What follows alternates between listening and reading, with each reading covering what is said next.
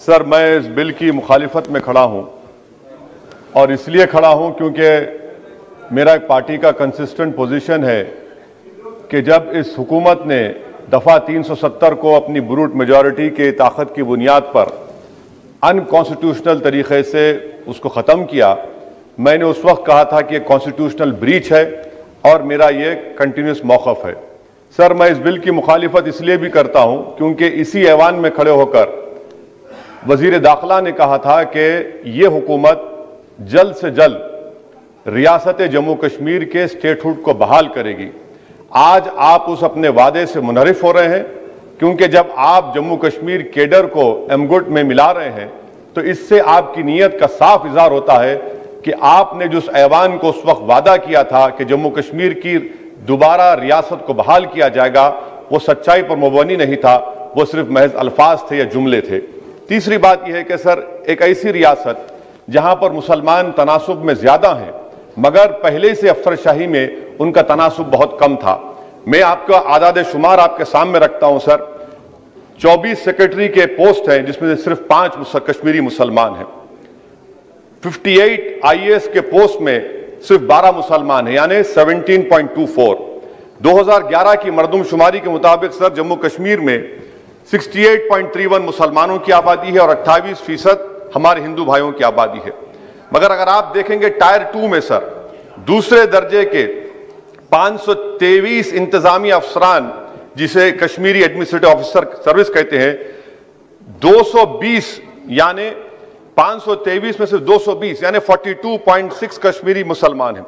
IPS में आ जाइए sir, 66 post हैं जिसमें से सिर्फ 7 मुसलमान हैं। दूसरे दर्जे के अफसरान में 248 में 108 यानी 43.54% मुसलमान हैं। अब आप मुझे बताइए कि आप क्या करने जा रहे हैं। अच्छा सर, यहां पर यह कहा गया कि कश्मीर बड़ा बैकवर्ड है।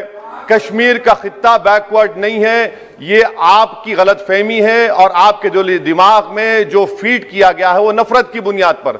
सच्चाई यह है कि इस खित्ते में गुर्बत की सतह से नीचे का तनासुब 10.31 है और पूरे भारत में 21.92 है।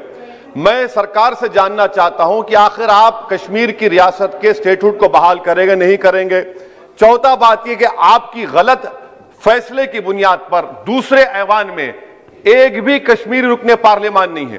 यह हमारे मुल्क की, भारत की तारीख में तीसरी मरतबा ऐसा हुआ है।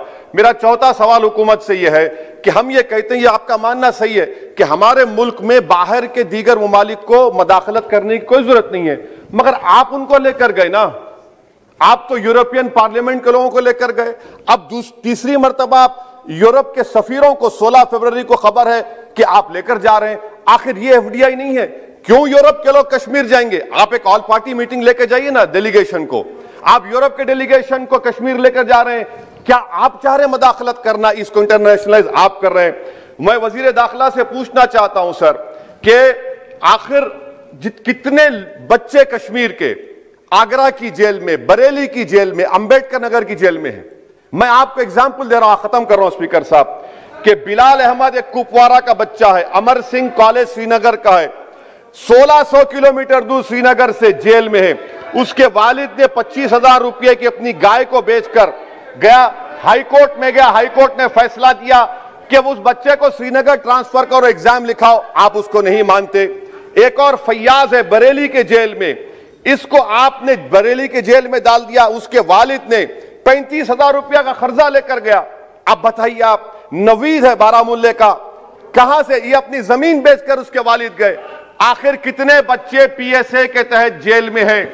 आप उनको कब छोड़ेंगे? और मैं ये बड़ी आखिर में आपसे कह रहा हूं स्पीकर साहब कि यहां पर जितनी नाम निहाद सेकुलर पार्टियों ने हुकूमत के इस इक़दाम की तायीद की, तैयार हो जाइए। ये हुकूमत जो करती है ना, ये दोबारा दोहराएगी और हम तारीख में देखेंगे कि खुदा ना खास्ता चेन्नई को, अहमदाबाद को, बेंगलुरु को, हैदराबाद को यूनियन टेरिटरी बनाएंगे ये लोग। ये कश्मीर में तो एक एग्जाम्पल बना दिए, यहां तक तजुर्बा किया गया। आज ये सब बैठकर थाली मार रहे हैं। जब लखनऊ यूटी बनेगा, जब बेंगलुरु यूटी बनेगा, जब मुंबई यूटी बनेगा, उस वक्त हाय हाय करेंगे। ये कंसिस्टेंट पॉलिसी आपकी है। इसीलिए सर मैं होम मिनिस्टर से जो सवालात किया हूं, मैं आपसे पूछना चाहता हूं, और ये 2G से 4G करके आपने एहसान नहीं किया, अमेरिका के दबाव में आपने किया। ब्रैड शर्मन से भारत के सफीर ने मिला, अमेरिका ने स्टेटमेंट दिया और आपने 2 दिन में